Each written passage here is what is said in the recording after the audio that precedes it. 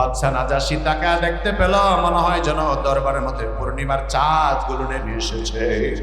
আল্লাহর নবীর সাহাবায়ে কেরামদের চেহারা এত সুন্দর, এত সুন্দর, এত সুন্দর।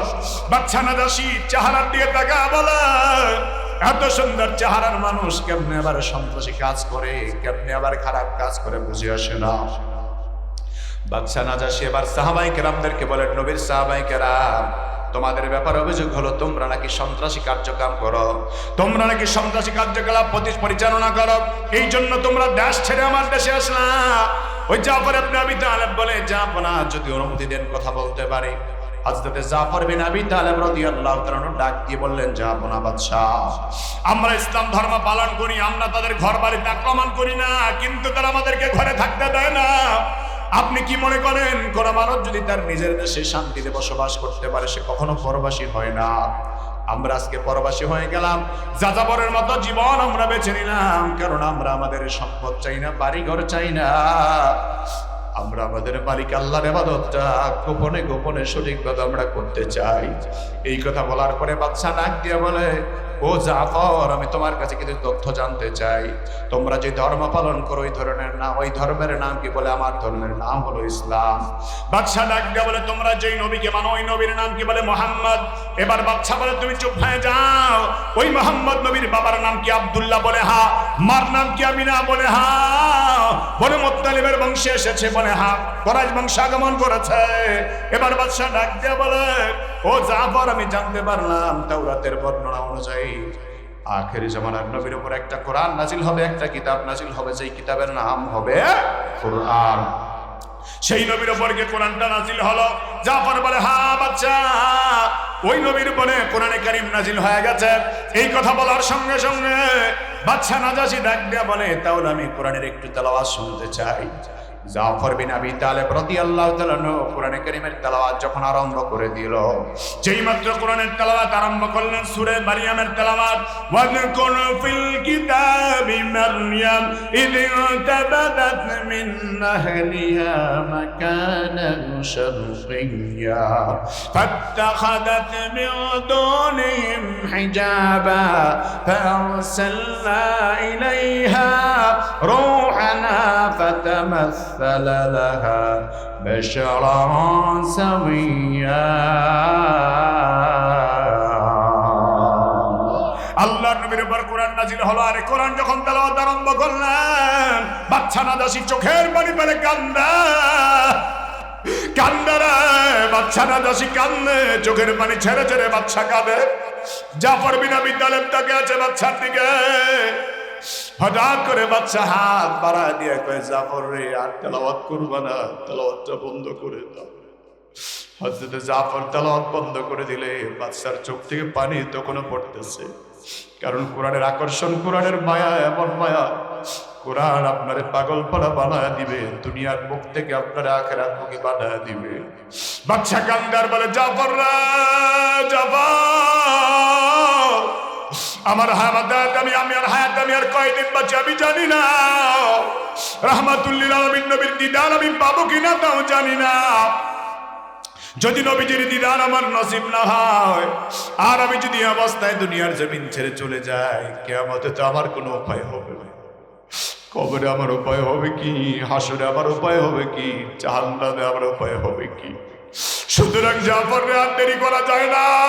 তোমার হাতের সাথে নবীজির হাত লেগেছে রে জাফর, তোমার হাতটা আমার দিকে বাড়া দাও, আর এই মুহূর্তে আমার কালিমা পড়ায়া দাও, আমি মুসলমান হয়ে যাব। দখল করতে বলে 5 মিনিটও লাগবে না। বিশ্বের মানচিত্রে নাকি বাংলাদেশ বলে কোনো দেশ থাকবে না। আমরাও বলি, ব্রাহ্মণবাড়িয়ার কুমিল্লার লোকেরা, ফেনীর লোকেরা বলেছে, দাদা আসেন খেলা হবে। আসতে বলবেন না, জোরে বলেন ঠিক কিনা? কথা কয় না, কি হবে? তোমাদের সাথে আমাদের চূড়ান্ত লড়াই হবে, তোমাদের সাথে আমাদের চূড়ান্ত বোঝাপড়া হবে। আমরা মুসলমান কখনো মাথা নত করার জাতি হতে পারি না। 1948 সালে বাংলাদেশের মানুষ রক্ত দিয়েছে, মাথা নত করে নাই। 1952 ভাষা আন্দোলনে রক্ত দিয়েছে, জীবন দিয়েছে, মাথা নত করে নাই। 1941-41 সালে রক্ত দিয়েছে, জীবন দিয়েছে, মাথা নত করে নাই। 2024 রক্ত দিয়েছে, জীবন দিয়েছে, মাথা নত করে নাই। প্রয়োজন হলে আরেকবার রক্ত ইঞ্চি মাটি কোনো বেঈমান দখল করতে আমরা দিব না। এই জমিনের জন্য আমাদের মায়া আছে না নাই? আমরা এই দেশকে ভালোবাসতে চাই কি চাই না? এই জমিনে ইসলাম থাকুক আমরা চাই কি চাই না? শাহজালালের ভূমিকা অবতীর্ণ হতে চাই, কারা কারা দুহাত করে দেখা।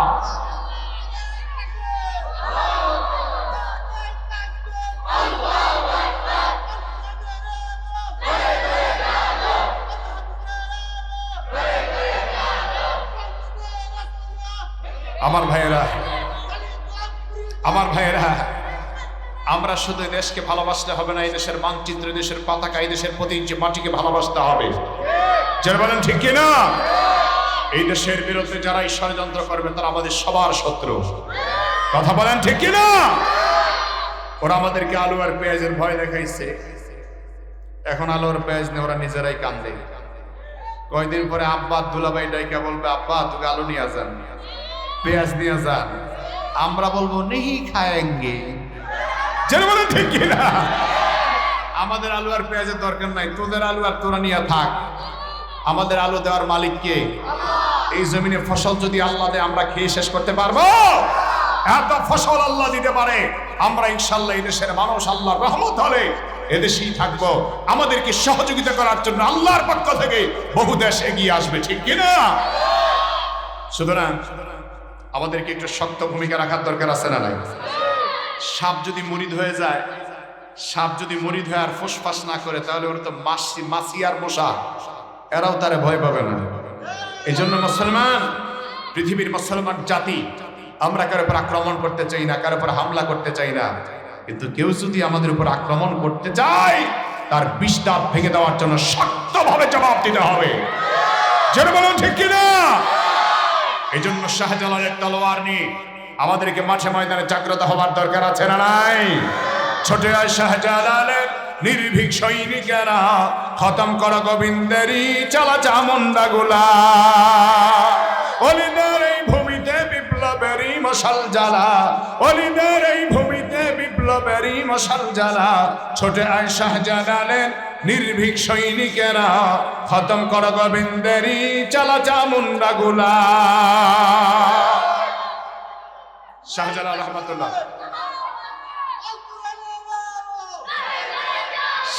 মাশাআল্লাহ মাশাআল্লাহ মাশাআল্লাহ, আবেগ বেশি, জজবা বেশি। আল্লাহ আমাদেরকে বুঝার তৌফিক দান করুন। জোরে বলেন আমিন। কি আপনাকে রাগ করে আছেন নাকি? বেজার হইতেছেন নাকি? কোরআনের মাহফিলে আসতে আসার কারণে খুশি না বেজার? আরেকবার চিল্লায়া বলি আল্লাহু আকবার। মাশাআল্লাহ, ধৈর্যের সাথে নিরপেক্ষ মন নিয়ে আমরা কোরআনের কথাগুলি শুনতে চাই। আল্লাহ যেন তৌফিক দেন, বলো না আমিন। এই কোরআন থেকে আমরা কথা শুনবে, কোরআন নাযিল করেছেন কে? সবাই আওয়াজ করে বলেন কে? আল্লাহ রাব্বুল আলামিন বলেন, ও পৃথিবীর মানুষেরা, ও পৃথিবীর ঈমানদারেরা, দুনিয়ার জমিনে আমি আল্লাহ তাআলা যত আসমানি কিতাব পাঠিয়ে দিলাম, সব আসমানি কিতাবের মাঝে সম্মানিত করে মর্যাদাবান করে যেই কিতাব পাঠালাম, ওই কিতাবের নাম হলো পবিত্র কোরআন। জোরে কোন সুবহানাল্লাহ। রব্বুল আলামিন কোরআনে কারীমকে এত সম্মান দিলেন, এত মর্যাদা আল্লাহ দান করলেন। আল্লাহ তাআলা পবিত্র কোরআনের ব্যাপারে চমৎকার করে দুনিয়াবাসীকে আল্লাহ লক্ষ্য করে বলেন, তানজিলুল কিতাবি মিনাল্লাহিল আজিজিল হাকীম। আর কোনো কারণ নাই আব্রাহার বাহিনীকে ধ্বংস করার জন্য আমি আল্লাহ হাতির বাহিনী পাঠানো লাগবে না, আমি আল্লাহ তাআলা র‍্যাব বাহিনী পাঠানো লাগবে না, পুলিশ আর আর্মি পাঠানো লাগবে না। আমি আল্লাহ তাআলা আমার পক্ষ থেকে আবাবিল পাখি পাঠিয়ে দিব। আল্লাহ যখন আবাবিল পাখি পাঠিয়ে দিলেন, ওই আব্রাহাকে আমার আল্লাহ তাআলা চুরমার করে দিলেন, ঠিক কি না? যে আল্লাহ তাআলা আব্রাহাকে ধ্বংস করে দিলেন, ওই আল্লাহ তাআলা এখনো আছে না নাই? ঘুমায় গেছেন? আসতে বলবেন না, জোরে বলেন আছে না নাই? আমাদের সে আল্লাহর প্রতি ঈমান আছে না নাই? আমার আল্লাহ কেমন রাজাদি রাজা আল্লাহ দেখা দিলেন। 16 বছর পর্যন্ত রাজত্ব করে যারা জুলুম করেছে, দুপুরের রান্না করেছে ম্যাডাম, আমার আল্লাহ খাওয়ার সুযোগ পর্যন্ত দেয় না। তার মানে আল্লাহ বুঝাই দিলেন 24 সালের টার্গেট দিয়ে লাভ নাই, 41 সালের টার্গেট দিয়া লাভ নাই, 50-এর টার্গেট দিয়া লাভ নাই। আল্লাহ বুঝাই দিলেন সব ক্ষমতার একমাত্র মালিককে। আল্লাহ বলেন আমি আল্লাহ হলাম আজিজ, আমি আল্লাহ হলাম হাকিম, আমি আল্লাহ হিকমতওয়ালা। এই জন্যই তো গোটা দুনিয়া শাসন করার পরেও দেখা যায় কেউ পায় ফুলের মালা, কেউ পায় আবার জুতার মালা। জর্জ ডব্লিউ বুশ যখন জুতার বাড়ি খাইল ইরাকে, সাংবাদিকরা প্রশ্ন করছে স্যার জুতার বাড়ি তো খাইছে না, কেমন লাগে? জর্জ ডব্লিউ বুশ বলেছে this is nothing, this is জুতার বাড়ি খাওয়ার পরে কয় আমি জুতার বাড়ি খাইছি, কি কম তা কয়ে দিছি একটা যা মনে চাইছে, দিস ইজ নাথিং। জুতার বাড়ি খাওয়ার জন্য কোনো ব্যাপার না। ব্যাপার কি? জুতার বাড়ির চাইতে বড় অপমান এই দুনিয়াতে আর কিছু আছে? আপনাদের জানা মতো আর কিছু আছে? এই জুতার বাড়ি খাওয়ার পরেও বলেছে দিস ইজ নাথিং। তার কারণটা কি? আমরা ওলামায়ে কেরাম মুসলমানরা চিন্তা করে দেখলাম বুশ জুতার বাড়ি খাওয়ার পরও দিস ইজ নাথিং বলার কারণ হলো, কারণ তার আব্বা হলো ফেরাউন, দাদা হলো নমরুদ। ওর বাপ দাদা ছিল জুতার বাড়ি খাওয়ার লোক, সেও খাইছে জুতার বাড়ি বাপ দাদার সম্পদ। নিজের বাপের অপরাধে নমরুদ করলো গাদ্দারি, মাথার ব্যথা নিরাময় খাইল রে জুতার বাড়ি। এত হলো আল্লাহর সাথে, এত হলো আল্লাহর সাথে বেয়াদবির পরিণাম। পায়ে পড়লে সম্মান, জোতা গায়ে লাগলে অপমান। পায়ে পড়লে সম্মান, জোতা গায়ে লাগলে অপমান। ঠিক না? যুদ্ধে যুদ্ধে তছনছ নষ্ট পরিস্থিতি বিপাকে, অবসাক্ষী জুড়ল জোতা বুশের গালে ইরাকে। এত হলো ইমানদারের, এত হলো মুসলমানের বদদুয়ারি পরিণাম। পায়ে পড়লে সম্মান, জোতা গায়ে লাগলে অপমান। পায়ে পড়লে সম্মান, জোতা গায়ে লাগলে অপমান। ঠিক না? তার মানে আমার বন্ধু সম্মান দেওয়ার একমাত্র মালিককে। জবান খোলা আওয়াজ দিয়ে বলেন একমাত্র মালিককে। আবার অপমান আর বেয়াজ্জতি করার একমাত্র মালিককে।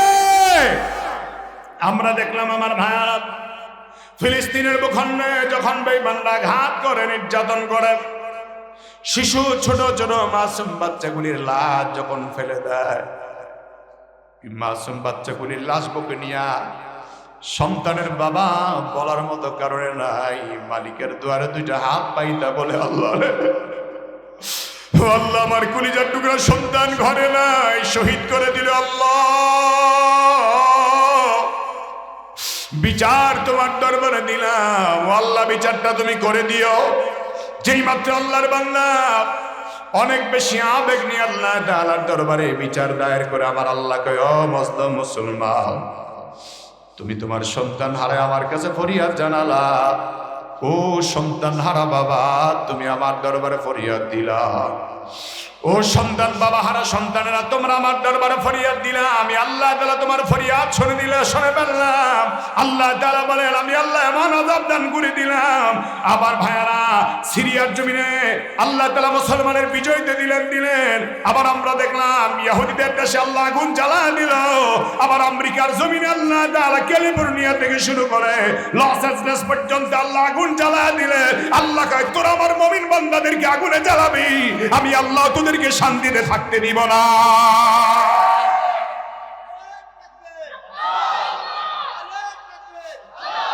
আমার প্রিয় ভাইরা, তার মানে আপনি যদি কারো কলিজা আঘাত দেন, কারো হৃদয়ে যদি আপনি আঘাত দেন, কারো মনের মধ্যে যদি আপনি আঘাত দেন, সাময়িকভাবে আপনি হয়তো বিজয় হলেন, এমন জায়গায় ধরা খাবেন যে জায়গায় আর জামিন পাওয়ার কোনো সম্ভাবনা নাই।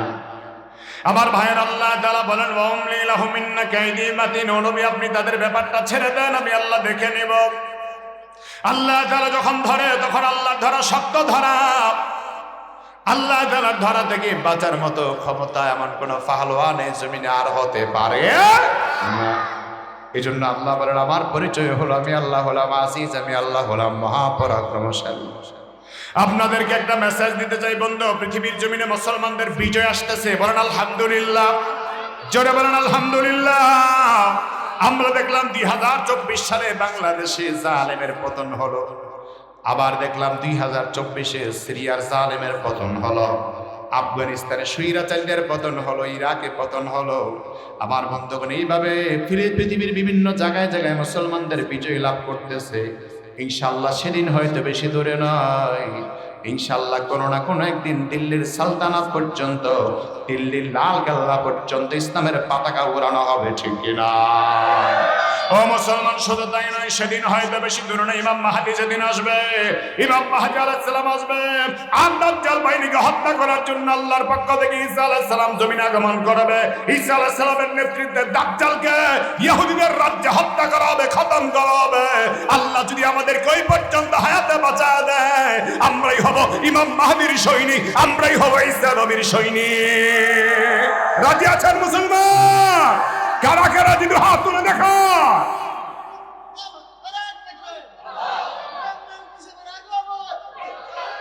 আমার ভাইয়ারা, আল্লাহর দরবারে আমরা যেন হাজিরা দিতে পারি, নিয়ত আমাদের আছে না নাই? কথা বলেন, আছে না নাই? আপনি হায়াতে বাঁচবেন কি বাঁচবেন না সেটা দেখার বিষয় নয়, কিন্তু আপনার দিলের নিয়তটা আমার আল্লাহ দেখবেন। রাসূল বলেছেন, মান তালাবা শাহাদাতান ফি সাবিলিল্লাহ আতাহুল্লাহু লাহু ওয়া ইন মাতা আলা ফিরাশিহি। যারা আল্লাহর পথে শহীদ হওয়ার নিয়ত করে শহীদ হবে, আল্লাহর নবী বলেন, সে যদি বিছানাতে পড়ে মারা যায়, আল্লাহ তার শাহাদাতের মর্যাদা দিবে। জোরে কান সুবহানাল্লাহ। এই জন্য আমার বন্ধুগণ, আমার প্রিয় ভাইয়ারা, আল্লাহ নিজের পরিচয় দিয়ে বললেন, আজ যারা ক্ষমতা বাহাদুরি দেখায় ওদের ক্ষমতা নষ্ট করতে আমি আল্লাহর সময় লাগবে না। আমার বন্ধুগণ, এই জন্য আল্লাহ তাআলা বলেন, আমার পরিচয় আমি আল্লাহ হলাম মহানমানী, আমি আল্লাহ হলাম রাজা দিরাজ, আমি আল্লাহ হলাম মহাপরাক্রমশালী, সবচাইতে বড় হিকমতওয়ালা বিজ্ঞানী। আল্লাহ বলেন, আমি আল্লাহ যেমন বিজ্ঞানী, আমার কথাও তেমন বিজ্ঞান সম্মত। আল্লাহু আকবার। এই জন্য আল্লাহ তাআলা কোরআনের ব্যাপারে বলেছেন, ইয়াসিন ওয়াল কুরআনিল হাকীম।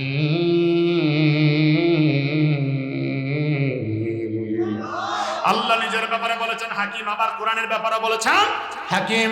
তার মানে আল্লাহ যেমন বিজ্ঞানময়, কোরআনে তেমন বিজ্ঞানময়।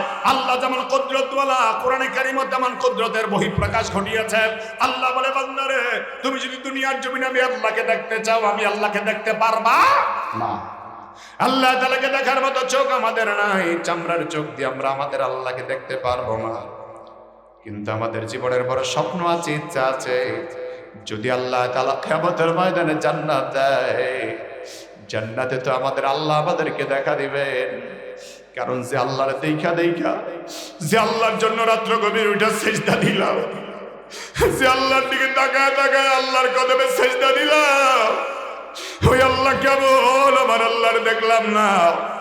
জীবনের বড় স্বপ্ন, বড় আশা, জীবনে আল্লাহ তাআলাকে দেখা। যদি আল্লাহর দিদার আমাদের নসিবে থাকে, তাহলে জান্নাতে গেলে দেখা পাবো। এই জন্য আমাদের আল্লাহর দিদার আমরা চাই কি চাই না? আল্লাহর সাথে আমরা মোলাকাত করতে চাই কি চাই না? কারা কারা চাই হাত তুলে দেখায়। মহব্বতে প্রাণ ভরে আমার আল্লাহর একবার ডাক দেয়া বলেন আল্লাহ। এইভাবে নয়, মুখটা ভরে আওয়াজ দেয়া বলেন আল্লাহ। বললাম না এমন হতভাগা, তোমাকেও দেখলাম না, তোমার বন্ধু নবীকেও দেখলাম না আল্লাহ। তবে তোমার প্রতি আমাদের ঈমান আছে, তোমার বন্ধুর প্রতি আমাদের ঈমান আছে আল্লাহ। কিয়ামতের ময়দানে তুমি যেদিন তোমার প্রিয় মাহবুবদেরকে দেখা দিবা আল্লাহ, আমাদেরকে সেই মোবারক মজলিস থেকে মাহরুম করে দিও না, মাহরুম করে দিও না আল্লাহ। ও আল্লাহ, তোমার সেই মুবারকের মজলিসে, জিয়ারতের মজলিসে আমাদের কবুল করে নিও। আয় আল্লাহ, তোমার নবীজির হাতের হাউজে কাউসার দিয়া তোমার নবী যে জান্নাতে থাকবে, জান্নাতে জায়গা দিও, যেন মনে প্রাণে তোমাকে দেখা তৃপ্তি মেটাতে পারি আল্লাহ। তোমার রাসূলকে দেখা যেন তৃপ্তি মেটাতে পারি আল্লাহ। সে ভাগ্য আমাদের দান করো, জোরে কোন আমিন।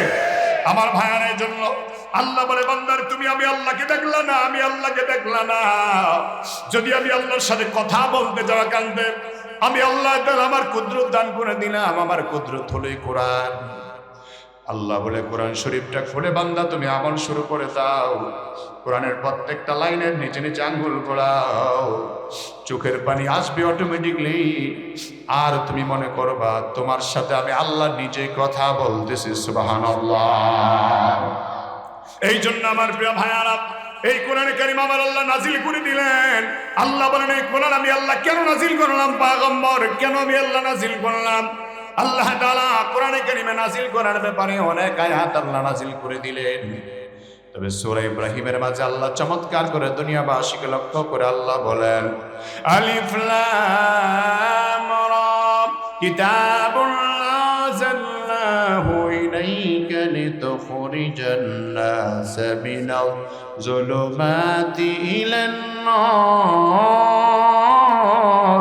বিইذনি রাব্বিহিম ইলা সিরাতিল আজিজিল হামিদ।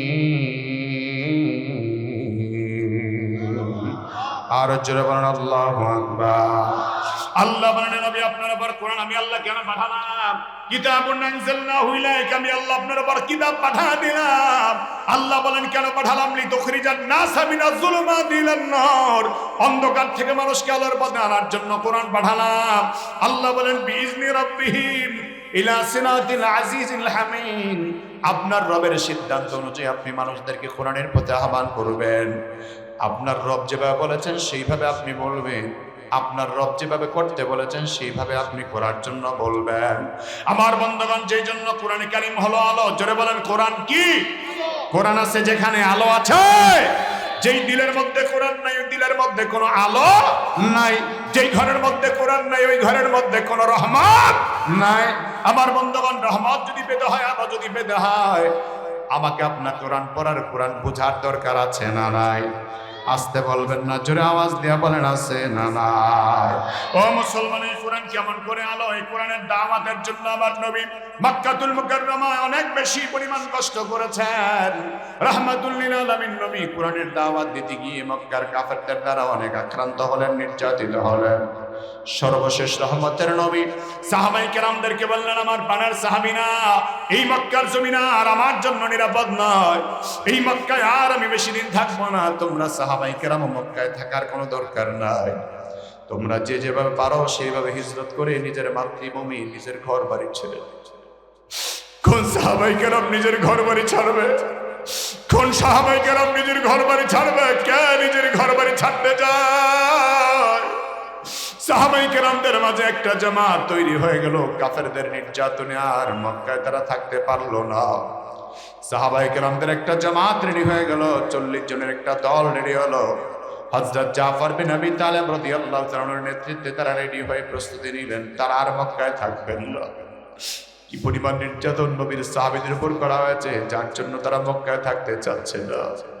হযরত আম্মার ইবনে ইয়াসিরকে কি পরিমাণ নির্যাতন করা হলো, সুমাইয়াকে নির্যাতন করে করে শহীদ করে দেওয়া হলো। হযরত বেলালকে আঘাতে আঘাতে এত বেশি রক্তাক্ত করলো, হযরত বেলাল রাদিয়াল্লাহু তাআলা নুকে মরুময় অঞ্চলে মরুভূমির মধ্যে গলায় রশি দিয়া টানে, বুকের মধ্যে পাথর চাপা দিয়ে বলে, বেলাল তুমি কালিমা ছেড়ে দাও। হযরত বেলাল বলে, জীবন যাবে তারপরও আমার মাহবুদের কালিমা আমি ছাড়তে পারবো না। হযরত বেলালকে আঘাতে আঘাতে জর্জরিত করে দেয়, সাহাবায়ে কেরামকে আঘাত করে। রাহমাতুল লিল আলামিন নবী পানি সব দিয়ে আমার সাহাবীরা যায়, যার যার মতো মক্কা ছেড়ে বিভিন্ন দেশে চলে যাও।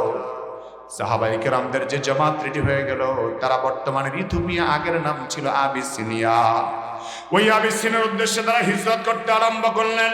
সাহাবায়ে কেরাম যখন আবিসিনিয়ার মধ্যে চলে যায়, রাহমাতুল লিল আলামিন নবীর পয়গাম পাওয়ার পর আবিসিনিয়ার বাদশা নাজ্জাশী দূত মারফত জানায় দিলেন, যাও যাও তোমরা মুসলমানদেরকে থাকতে বলো, এরা আমার দেশে থাকবে, তাদের জন্য কোনো সমস্যা হবে না। মুসলমানরা থাকতে লাগলেন, আল্লাহর শুকরিয়া আদায় করলেন, নামাজ পড়েন, আল্লাহর বান্দেগী করেন, আল্লাহর ইবাদত করেন। কিন্তু মক্কার বেঈমানদের মাথা খারাপ হয়ে গেল। বেঈমানরা চিন্তা করে দেখলো, আমাদের শিকার কোথায় গেল, আমাদের শিকারী কোথায় গেল। তারা চিন্তা করলেন, মুসলমানদেরকে আমরা কোথাও শান্তিতে থাকতে দিব না। মুসলমানকে আমরা যেভাবেই পারি ওদেরকে আমাদের দেশে ফিরে আনবো। ওদেরকে আমরা নির্যাতন করব, নিপীড়ন করব, তাদেরকে আমরা তাদের জায়গায় থাকতে দিব না। আবু জাহেল সহ সিদ্ধান্ত নিলেন, সবাই মিলে চলো আমরা আবিসিনিয়া চলে যাই।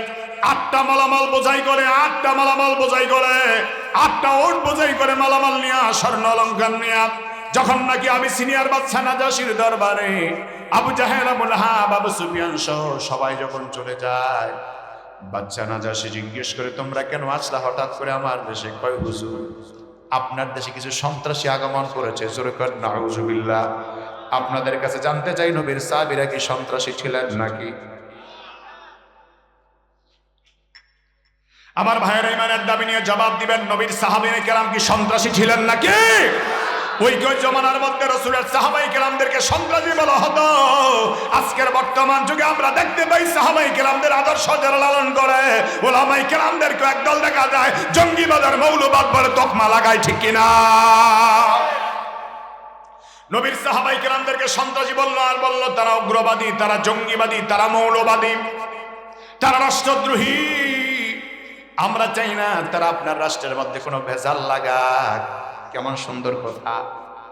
আপনার রাষ্ট্রের শান্তি শৃঙ্খলা নষ্ট করে, এটা আমরা চাই না। বলে তোমরা কি চাও? বলে তাদেরকে আমাদের কাছে ফিরে যান, আমাদেরটা আমরাই বুঝবো, তাদেরকে আমরা আমাদের দেশে নিয়ে যাব। এই কথা বলার পরে বাদশা বললেন, হে আবু সুফিয়ান, হে আবু লাহাব, আবু জাহেল, তোমাদের কাছে আমার জানার বিষয় হলো, তোমাদের মন্তব্য শুনলাম, তাদের মন্তব্যটা আমি সামনাসামনি শোনা দরকার। সামনাসামনি না শুনলে কোনো মন্তব্যের জবাব দেওয়া যেতে পারে না। সিরাতের কিতাব প্রমাণ করে আমার বন্ধু বাদশা নাজাশী বুদ্ধিমান বাদশা সঙ্গে সঙ্গে দূত পাঠায় দিলেন, যাও যাও মুসলমানদেরকে আমার দরবারে আসতে বলো। যখন নাকি মুসলমানরা দরবারে আগমন করলো, বাদশা নাজাশী তাকা দেখতে পেল, মনে হয় যেন দরবারের মধ্যে পূর্ণিমার চাঁদ গুলো নেমে এসেছে। আল্লাহর নবীর সাহাবায়ে কেরামদের চেহারা এত সুন্দর, এত সুন্দর, এত সুন্দর। বাদশা নাজাশী চেহারার দিকে তাকা বলে, এত সুন্দর চেহারার মানুষ কেমনে আবার সন্ত্রাসী কাজ করে, কেমনে আবার খারাপ কাজ করে, বুঝে আসে না। বাদশা নাজাশী এবার সাহাবায়ে কেরামদেরকে বলেন, নবীর সাহাবায়ে কেরাম, তোমাদের ব্যাপারে অভিযোগ হলো তোমরা নাকি সন্ত্রাসী কার্যক্রম করো, তোমরা নাকি সন্ত্রাসী কার্যকলাপ পরিচালনা করো, এই জন্য তোমরা দেশ ছেড়ে আমার দেশে আসলা।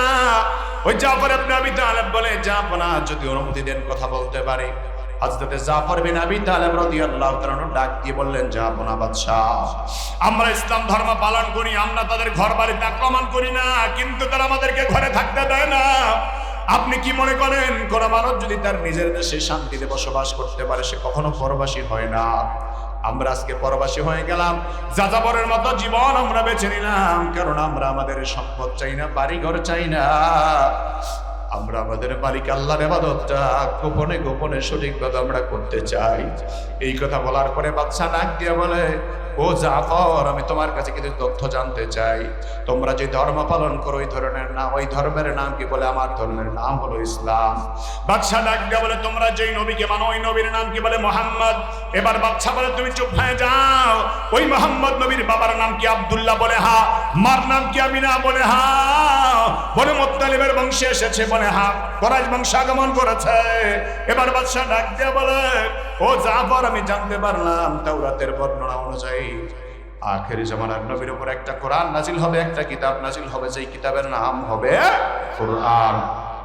সেই নবীর উপর কি কোরআনটা নাজিল হলো? জাফর বলে, হ্যাঁ বাচ্চা, ওই নবীর উপরে কোরআনে কারীম নাজিল হয়ে গেছে। এই কথা বলার সঙ্গে সঙ্গে বাদশা নাজাশী ডাক দিয়া বলে, তাহলে আমি কোরআনের একটু তেলাওয়াত শুনতে চাই। জাফর বিন আবি তালেব রাদিয়াল্লাহু তাআলা কোরআনে কারীমের তেলাওয়াত যখন আরম্ভ করে দিল, যেই মাত্র কোরআনের তেলাওয়াত আরম্ভ করলেন, সূরা মারইয়ামের তেলাওয়াত, ওয়াযকুর ফিল কিতাবি মারইয়াম ইয তাবাদাত মিন আহলিহা মাকানান শারকিয়্যা ফাত্তাখাযাত মিন দুনিহিম হিজাবা ফাআরসালনা ইলাইহা রূহানা ফাতামাসসালা لها بشرا سويا। আল্লাহর নবীর উপর কোরআন নাজিল হলো। আর কোরআন যখন তেলাওয়াত আরম্ভ করলেন, বাদশা নাজাশী চোখের পানি ফেলে কান্দে, বাদশা নাজাশী কান্দে, চোখের পানি ছেড়ে ছেড়ে বাদশা কাঁদে। জাফর বিন আবি তালেব তাকে আছে বাদশার দিকে। হঠাৎ করে বাদশা হাত বাড়ায় দিয়ে কয়ে, জাফর রে, আর তেলাওয়াত করবা না, তেলাওয়াতটা বন্ধ করে দাও। হযরতে জাফর তেলাওয়াত বন্ধ করে দিলে বাদশার চোখ থেকে পানি তখনও পড়তেছে, কারণ কোরআনের আকর্ষণ, কোরআনের মায়া এমন মায়া, কোরআন আপনারে পাগল পাড়া বানায় দিবে, দুনিয়ার মুখ থেকে আপনারা আখিরাত মুখী বানায় দিবে। বাদশা কান্দার বলে, জাফর রে, জাফর, আমার হায়াত আমি আর হায়াত আমি আর কয়দিন বাঁচি আমি জানি না। রাহমাতুল্লিল আলামিন নবীর দিদার আমি পাবো কিনা তাও জানি না। যদি নবীজির দিদার আমার নসিব না হয় আর আমি যদি অবস্থায় দুনিয়ার জমিন ছেড়ে চলে যাই, কিয়ামতে তো আমার কোনো উপায় হবে না। কবরে আমার উপায় হবে কি, হাসরে আমার উপায় হবে কি, জাহান্নামে আমার উপায় হবে কি? সুতরাং জাফর রে আর দেরি করা যায় না। তোমার হাতের সাথে নবীজির হাত লেগেছে রে জাফর, তোমার হাতটা আমার দিকে বাড়া দাও আর এই মুহূর্তে আমার কালিমা পড়ায়া দাও, আমি মুসলমান হয়ে যাব। নারে তাকবীর। যেই মাত্র জাফর ইবনে আবি তালেব মুসলমান বানায়া দিলেন, বাদশা নাজাশী মুসলমান হয়ে গেল। আর মক্কার কাফের মেহমানরা পিছনের দরজা দিয়ে যখন ভেগে ভেগে বের হতে আরম্ভ হলো, আমার বন্ধুগণ সাহাবায়ে কেরামদের অবস্থা দেখে বাদশা নাজাশী বলেছে, তোমাদের যত মুসলমান আসবে সবাই আমার দেশে থাকবে, আমার দেশ থেকে কোথাও যাওয়া লাগবে না, আমার দেশ থেকে কোথাও যাওয়া লাগবে না। সব কথা তিনি শুনতে পেলেন, সব আচরণ তিনি শুনলেন, সব কথা তিনি শ্রবণ করলেন। আমার বন্ধুগণ সব শোনার পরে মুসলমানদেরকে তিনি জায়গা দিলেন। আমার নবী ও বাদশা নাজাশীর জন্য এতটা পাগল করা হলেন, হাদিস প্রমাণ করে আমার বন্ধু, আল্লাহ রাসূলের জন্য যদি আপনি পাগল হন, রাসূল আপনার জন্য তার চাইতে বেশি পাগল হন। কারণ কিয়ামতের ময়দানে আল্লাহর নবী নিজের কথা ভাববেন না, নিজের পরিবারের কথা আমার নবী ভাববেন না। আর সাজিবের নিজে সেজদায় পড়ে আমার নবী বারবার বলবে, রব্বি হাবলি উম্মতি, রব্বি হাবলি উম্মতি। জোরে কান আল্লাহু আকবার। আমার নবী আপনার নবী বারবার আর সাজিবের নিজে সেজদায় পড়ে উম্মতি উম্মতি করে কাঁদবে। আমার নবী শুধু আর সাজিবের নিজে কাঁদে না, এখনো যদি ভালো করে কানটা লাগাইতে পারেন মদিনার নবীর রওজার দিকে, শুনবেন আমার নবী এখনো উম্মতি উম্মতি করে কাঁদতেছে। সেই নবীর জন্য, আমার নবীর জন্য যদি পাগল হও রে উম্মত, সেই নবীর জন্য যদি পাগল হও, নবী তোমারে কোলে নিয়ে কিয়ামতের ময়দানে ফুলসিরাত পার করে দিবেন, নবী তোমারে ধইরা ধইরা জান্নাতে পাঠা দিবে। সেজন্য আমাদের দুনিয়ার কোন ব্যক্তির জন্য পাগল হয়ে লাভ নাই। পাগল যদি হইতে হয় রহমতের নবীর জন্য পাগল হওয়া দরকার। সেই নবী রাহমাতুল লিল আলামিন নবী বাদশা নাজাশীর দরবারে, বাদশা নাজাশীর জন্য আল্লাহর দরবারে এমন এমন দোয়া করলেন, ওই বাদশা নাজাশী কিন্তু জীবদ্দশায় কোনোদিন আমার রাসূলের কাছে আসতে পারে নাই, সাহাবী হওয়ার সৌভাগ্য পায় নাই। কিন্তু বাদশা নাজাশী যখন ইন্তেকাল করলেন, নবী আমার মদিনার জমিনে সাহাবীদেরকে বলেন, আমার সাহাবীরা রে, সবাই জানাজার কাতার রেডি করে নাও। সব সাহাবায়ে কেরাম জানাজায় দাঁড়ায় গেলেন। সাহাবায়ে কেরাম বলেন, হুজুর কে মৃত্যুবরণ করেছে? রাসূল কয়, আমার সাহাবীরা। আমার একটা পাগল মারা গেছে, আমি সিনিয়র বাদশা নাজাশী কিছুক্ষণ আগে ইন্তেকাল করেছে। এত দূরে তো আমরা যেতে পারবো না, তার জন্য জানাজার নামাজ আমি রাসূল ইমামতি করে আদায় করে দেন। রাহমাতুল লিল আলামিন নবী বাদশা নাজাশীর জন্য জীবনে একবার মাত্র একজন মানুষের জন্য গায়বানা জানাজা আদায় করেছেন। ওই গায়বানা জানাজা নবী বাদশা নাজাশীর জন্য আদায় করেছেন। আমার বন্ধুগণ বলতে চাই, বুঝাতে চাই, আল্লাহ বলেন, নবী আপনি কোরআনের দাওয়াত দেন, কোরআনের কথা আপনি মানুষকে বলেন, আপনি কোরআনের দাওয়াত দিতে থাকেন, আপনি মন খারাপ করবেন না, আপনি বিচলিত হবেন না, দাওয়াতের পথ থেকে আপনি বিচ্যুত হবেন না। فلعلك باقع نفسك على آثارهم إن لم يؤمنوا بهذا الحديث أسفا। ও নবী, মানুষ যদি কালিমা গ্রহণ না করে, ঈমান যদি না আনে, তাহলে কি আপনি নিজের জীবনটা ধ্বংস করে দিবেন, বিনাশ করে দিবেন? না নবী, না না, আপনার জীবন ধ্বংসের কোনো দরকার নাই, বিনাশ করার কোনো দরকার নাই, আফসোস বেশি করার কোনো দরকার নাই। কারণ হেদায়েতের মালিক আপনি নয়, হেদায়েতের একমাত্র মালিক কে? আসতে বলবেন না, জোরে আওয়াজ দিয়ে বলেন, একমাত্র মালিক কে? এই জন্য আমার আল্লাহ তাআলা বলেন, হে নবী, আপনার উপর কোরআন আমি আল্লাহ তাআলা পাঠিয়ে দিলাম। এই কোরআন যদি আপনার উম্মত মানে, তাহলে আপনার উম্মতকে আমি আল্লাহ জান্নাতের দরজা দেখাবো, জান্নাতের পথ পেয়ে যাবে, জান্নাতের পথ পেয়ে যাবে। বড় দুঃখের সাথে একটি কথা আপনাদেরকে আরজ করি, কষ্ট হচ্ছে নাকি আপনাদের? অসুবিধা হচ্ছে? আমার বন্ধুগণ, আমাদের সমাজে আজকে দেখা যায় অনেক বাবা, অনেক সন্তানেরা বাবার গায়ে আঘাত করে, বাবার কলিজা আঘাত দেয়, বাবার গায়ের মধ্যে আঘাত করে, মার গায়ে আঘাত করে, মাকে মারে, বাবাকে মারে। এমন অপয়া বেহায়া সন্তান এই জমিনে আছে না নাই? আমি দেখেছি বন্ধু, আমার এক কলিগ আমাকে বলেছে, বাড়ি দাঁড়া রেখে জানাজার নামাজ পড়াবার জন্য ইমাম সাহেব নামাজে দাঁড়ালো, ইমামতির মুসল্লায় দাঁড়ালো। ভদ্রলোক কোটি কোটি টাকার মালিক, ওনার জানাজার নামাজ যখন পড়া হচ্ছে, ওনার বড় ছেলেটা এসেছে বিদেশ থেকে। যেই মাত্র ওনার বড় সন্তান বিদেশ থেকে আগমন করলো, আর জানাজার নামাজের মাঝখানে হাউমাউ করে কেঁদে উঠলো। জানাজার নামাজের পরে ইমাম সাহেব জিজ্ঞেস করে, ভাই জানাজার মাঝখানে আপনি হাউমাউ করে কাঁদলেন, ব্যাপারটা বুঝলাম না। লোকটা ডাক দিয়ে বলে, আমার জীবনের সবচাইতে বড় চিন্তা আর কোনোদিন আমার আসে নাই। বাবার নামাজের জানাজায় দাঁড়ায়া, বাবার জানাজার নামাজে দাঁড়ায় যেই চিন্তা আমার এসেছে। ওই বড় লোক সাহেবের ছেলে ডাক দিয়া বলে, আমি যখন জানাজার নামাজে দাঁড়াইলাম, সবাই দেখলাম আমার বাবার জন্য দোয়া বলে, কিন্তু আমি এমন এক অবাকা সন্তান, আমার বাবার টাকা পয়সা খরচ করেছে, অনেক জায়গায় পড়াশোনা করিয়েছে, বিদেশে পড়াশোনা করেছি আমি, কিন্তু আমার বাবার জানাজার নামাজে কোন দোয়া পড়তে হয় এটাই আমার শিখাইল না। আমার বাবার জানাজার নামাজে দাঁড়ায় আমার মনে হয়ে গেল, বাবার জানাজার নামাজে কোন দোয়া পড়তে হয় সেটাই আমি জানলাম না, সেটাই আমি শিখলাম না। এই জন্য বাবার জানাজার নামাজে দাঁড়ায় দাঁড়ায় মনের আবেগে মনের ঢুকে কান্দেছি।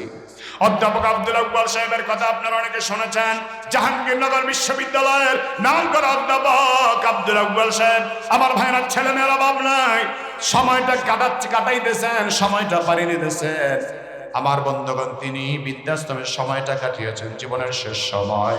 কেন আমার সন্তানকে, কেন আমার বাবা বৃদ্ধাশ্রমে থাকবে, কেন আমার মা বৃদ্ধাশ্রমে থাকবে, কেন আমার বাবাকে আমি সম্মান করবো না?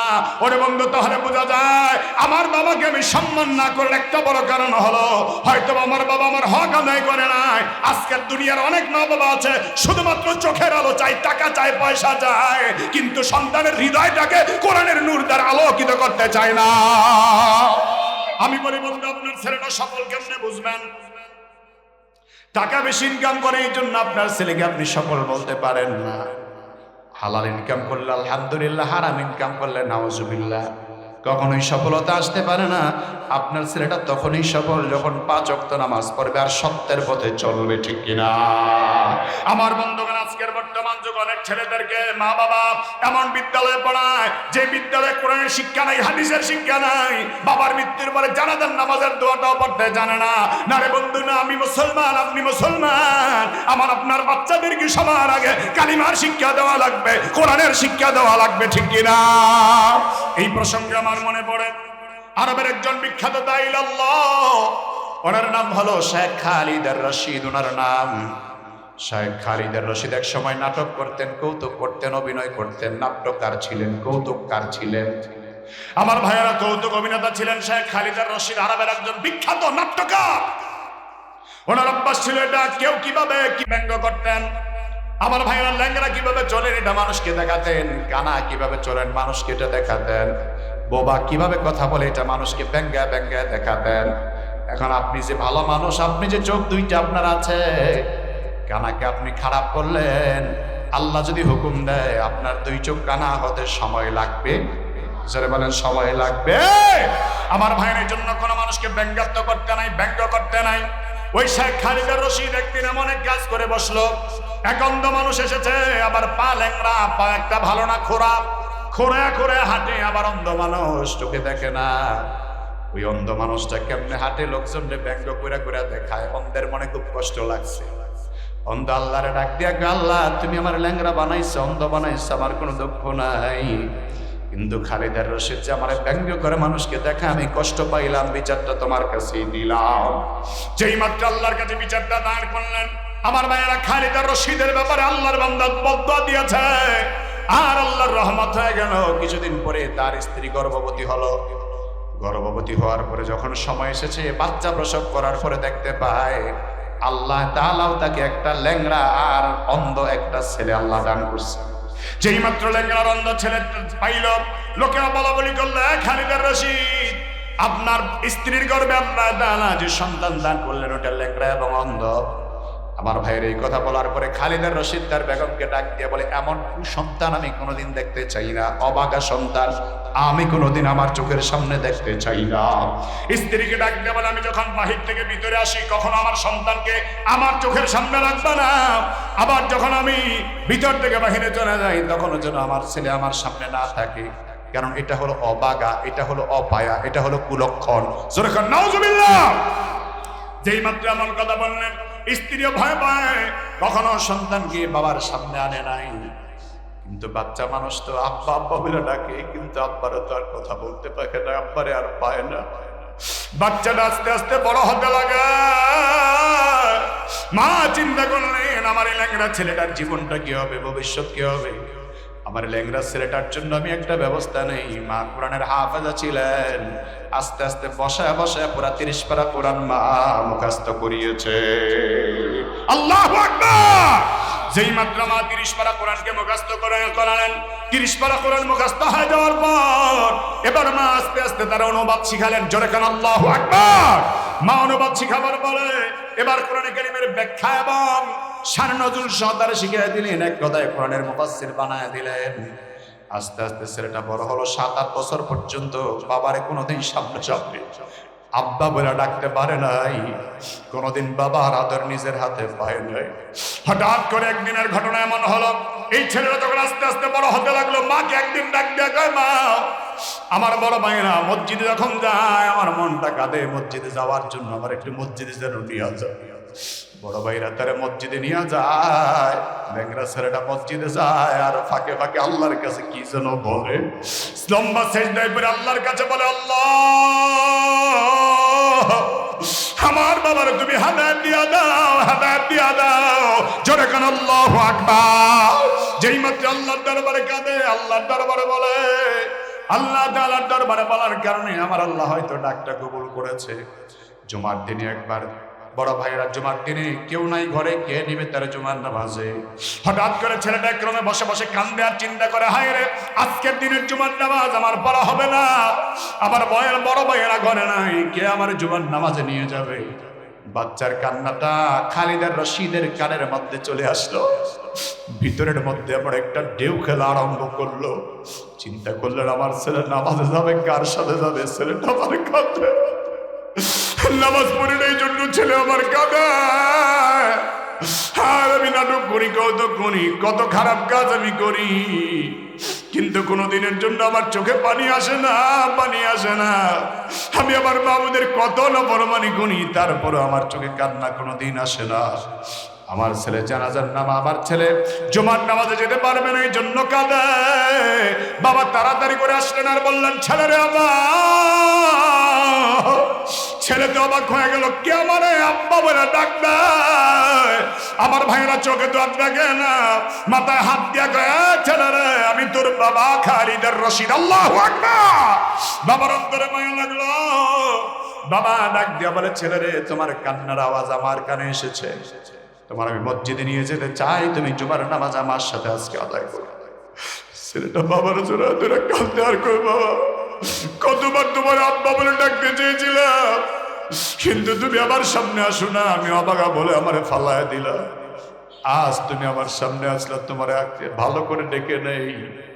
এই কথা বলে বাবার সাথে যখন নাকি জুমার নামাজে চলে যায়, খতিব সাহেব যখন জুমার নামাজের খুতবা দেয়, খতিব সাহেবের খুতবা শোনার পরে খালিদার রশিদ তাকে আছে ছেলের দিকে, ছেলে খুতবাগুলি মুখস্থ করলো। নামাজ যখন শেষ হয়ে গেল, এবার খালিদার রশিদকে ছেলে ডাক দিয়ে, আব্বা তুমি কি বলতে পারবা জুমার নামাজের খুতবায় খতিব সাহেব কি কি খুতবা দিয়েছেন? বাবা কয় না। ছেলে ডাক দিয়ে বলে, আব্বা জান আমি সব বলতে পারবো, সব আমি বলতে পারবো।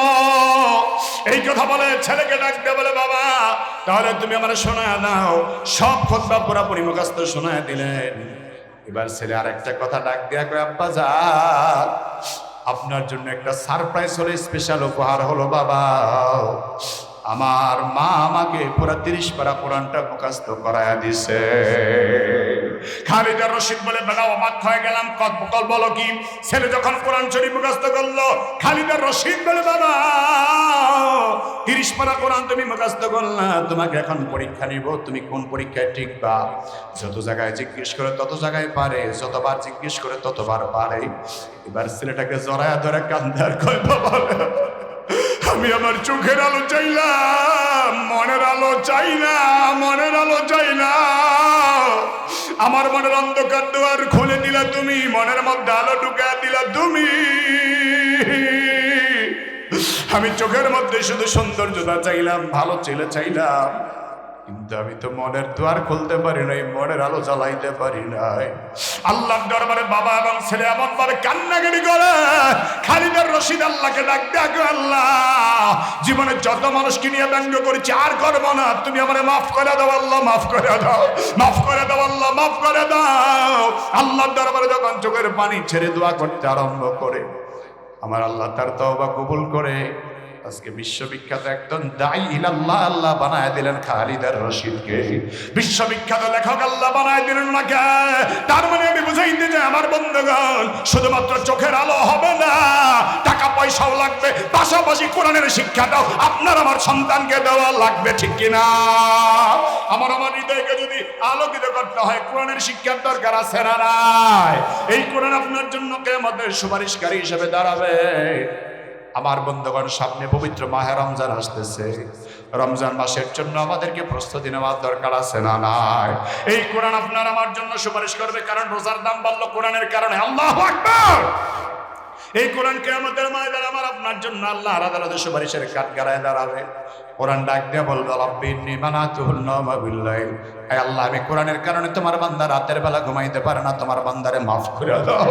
আল্লাহ ডাক দিয়ে বলবে, যা বান্দা তোমার আমি আল্লাহ মাফ করে দিলাম, মাফ করে দিলাম।